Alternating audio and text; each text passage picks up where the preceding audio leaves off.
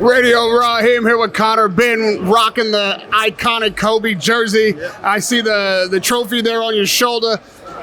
What is your path right now in your mind to getting back to having gold around your own waist? Just by doing what I'm doing, man. Just keep doing what I'm doing. Keep doing everything I can to be the best version of me I can be. So whoever they put in front of me, I'll make sure I'm ready. You know, I've used this time to really benefit myself and, you know, focus on my training and focus on building resilience and strength and gaining something from this. I saw Kell Brook, you guys kind of bumped into each other. You pointed at each other like it was high noon at a Texas shootout. What was the energy? What was the exchange there? No, I just said, I want you. I want you. You think he wants you too? Yeah, of course he does. Yeah, 100%. You know, it's a fight for the fans. And you know, it's in demand. So the public can get what the public want. If the public demand it, the public can get it, no problem. Well, you know what the public wanted and demanded for so long, and obviously it's a storied breakdown now, but your path seems clear. Eubank's fighting tonight. If he were not successful tonight, is that still a fight? Is that still the biggest fight for you, Eubank? Listen, the goal is to capture world titles. These are fights en route, you know, that I can just beat up, no problem. I can just beat, no problem. Eubank, Kell Brook, Smith, if he wins, whoever the winner is, listen, there's fights there to be made. Let's make them. I'll prove I'll go up to 147, 154, 160. So for me, it's just about getting back out and winning, man, and winning. We've seen that Errol Spence has ignited the rematch clause for Terrence Crawford. What do you make of that rematch? Brave move. I wouldn't if I was Spence, but it's like, where else does he go from here? Can he right his wrongs? I'm not so sure. When do we see you in the ring again? September 21st, the tool. 23rd. 23rd in Orlando, that's the plan. And then back out again in December. That's very, very soon. Who's across the ring? Whoever they put in front of me, I'm really at a stage where it's like, it doesn't really bother me. They could put King Kong on the other side.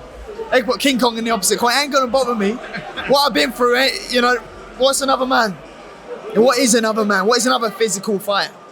The next big fight we might see here in England is KSI and Tommy Fury. I got to ask you about that. What do you think? It's actually a hard fight, I think, for both men. So 50-50 fight. If you had to pick one. I'm not picking, I'm sitting on the fence because I like Tommy and I like KSI. You'd think Tommy would win. You'd like to think Tommy would win. I'd probably go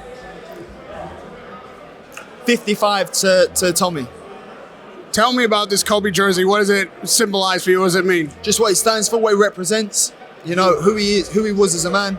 And listen, he was one of the hardest workers out there. Turn up to training before. Yeah, I base a lot of my training around, you know, the way he works. You know, I get up at 3 in, do my runs. I do the extras. I push my body to the brink.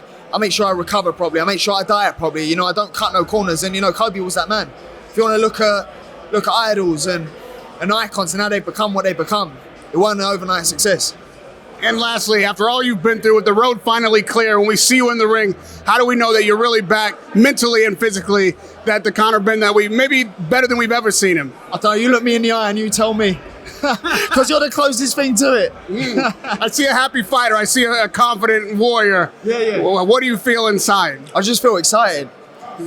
I feel excited. I feel reborn. I feel like I'm just ready to handle smoke.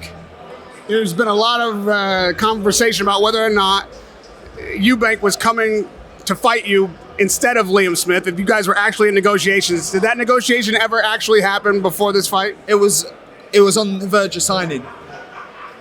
But unfortunately, due to certain situations and circumstances that, you know, has happened, it couldn't happen at the time. You were on the verge of signing. Right, we were right there. And then 3 days after, I'm cleared.